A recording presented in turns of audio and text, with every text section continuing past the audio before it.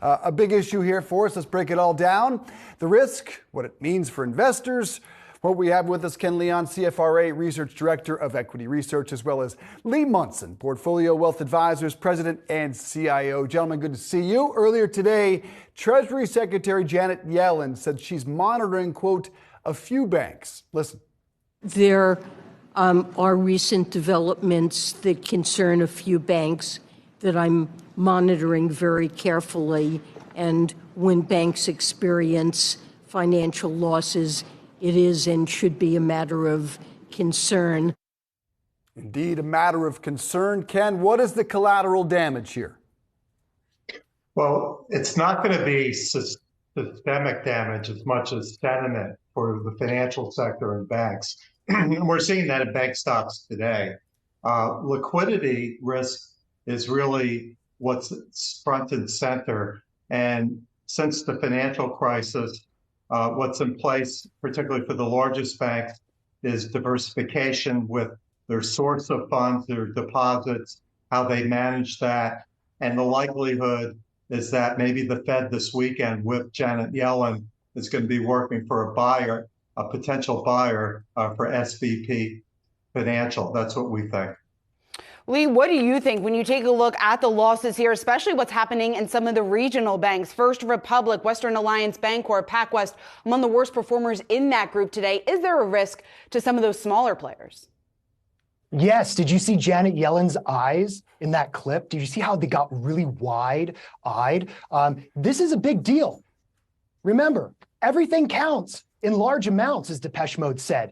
We've got banks in Silicon Valley, and don't forget biotech. That's a huge thing that we don't really talk about, but you've got 93% of the demand deposits over at Silicon Valley Bank were uninsured. You kind of wonder if the tech bros understand the idea of treasury management, which is when your deposit isn't insured, that's why you put in treasuries. And sometimes historically we got less interest. So I think that the regional banks, over the last few years, regulators have been hands off. They said, let them innovate, let them try to promote private equity, since that's what all the pension firms are counting on for their underfunded pensions. And so I think that if you want to play this stuff, I would play the sell-off in the major banks. I mean, come on, you can get Bank of America at 1 times book value. You buy big banks at 1 time book and you sell them at 2 times book. So that's a better related trade. The second related trade is go look at mortgage REITs. I've been into mortgage REITs in and out since COVID. Those got smashed up today, and I think that's a related trade that can do well. But remember this.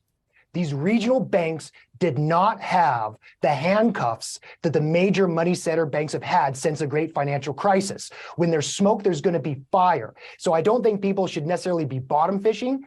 I think none of us here are smart enough to really figure out what bank is going to survive or not. And I think that, if you're looking at the debt, that is a game for experienced, distressed bond investors. Let some guy like Howard Marks figure that out. But I'll tell you, there have been so much political contributions by Silicon Valley. We're going to see if that money is going to pay off, because if we see Sunday night the government come in and say, we've got to help this out or we're going to have a cascading problem in private equity, then you know that, giving to candidates who are in charge could be a good investment.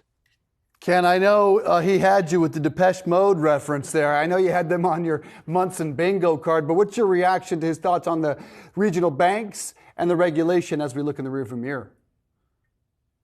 Well, it's all going to depend on scale and size and how aggressive they might have been with the book. Ideally, when you're looking at where you put deposits to work and it's not loans, it's treasuries. So I think the concentration risk here is, as noted, is industry specific and trying to have your foot to the pedal for Silicon Valley or venture capital healthcare. Again, the larger banks or the regional banks are likely to take a step back and think about where they're putting deposits going forward. This might have a negative impact on the mortgage-backed security market as the Fed is doing quantitative tightening of about $35 billion down on its balance sheet every month. What that means is possibly some of the indirect results of this is higher mortgage rates with less liquidity in the MBS market, because banks still are protected by the accounting rule is if they have liquidity and deposits, which are 20% greater than the industry's exposure to these investments in treasury or mortgage-backed securities, they can keep them as unrealized losses, as noted in their 10K reports. But if you ride that road, then the question is, going forward, probably they're not going to be doing that or putting more into those categories. It'll be very interesting to see how that plays out.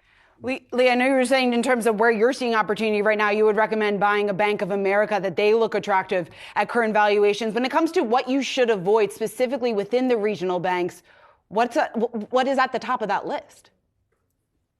Every single regional bank I would avoid.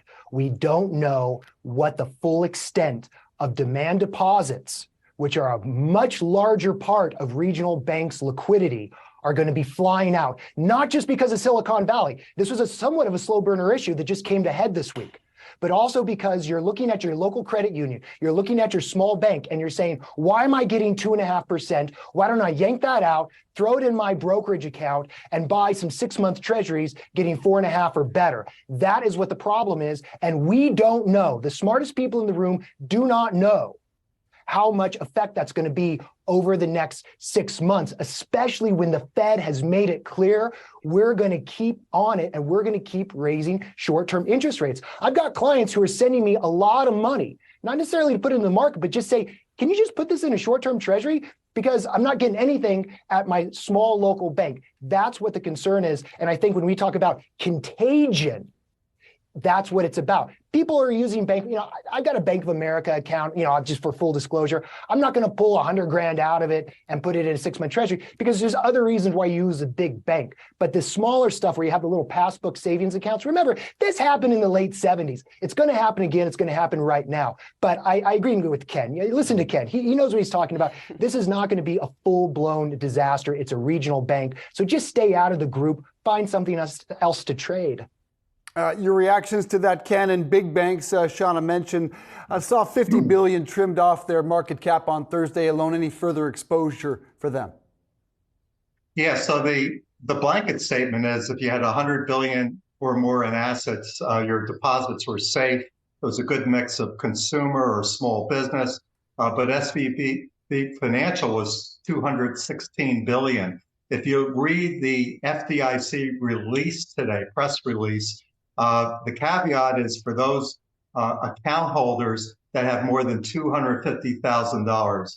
That's not insured. So that's step number one. Step two, take a look at the banks for investing where they have diversified deposit mix. They're going to lose a little bit on spread because they're shifting from non-interest to interest-bearing deposits or CDs. But it's a good time to really look more specific, and that's why CFRA research is a good source for you to look at. Lee, let's talk about what this can mean here for the Fed. Lots of talk about 25 or 50 basis points at the next meeting. Does this make it more likely that the Fed's going to go 25? I think it is. I never really bought in this whole 50 basis point thing. I just think that was just, everybody's just getting upset. I think there's a delayed reaction a couple of weeks ago when you saw the 10-year Treasury hit 4%, and then nobody panicked. The markets didn't collapse. And even I was a little bit like, is everybody on spring break? But I think that idea of 50, I think that was just sort of an imagined thing that idea got away. So I think you're going to see 25 now. I think, in the next meeting in a few months, you're going to see another 25 and that's it. I don't think that right now they're going to really get too aggressive. But what do I know? All I do is listen to what the people in charge say, and they are gearing towards a 25 basis point hike. That's what we all do, Lee. We all listen to the people that are in charge. Lee Munson, Ken Leon, thanks so much for joining us.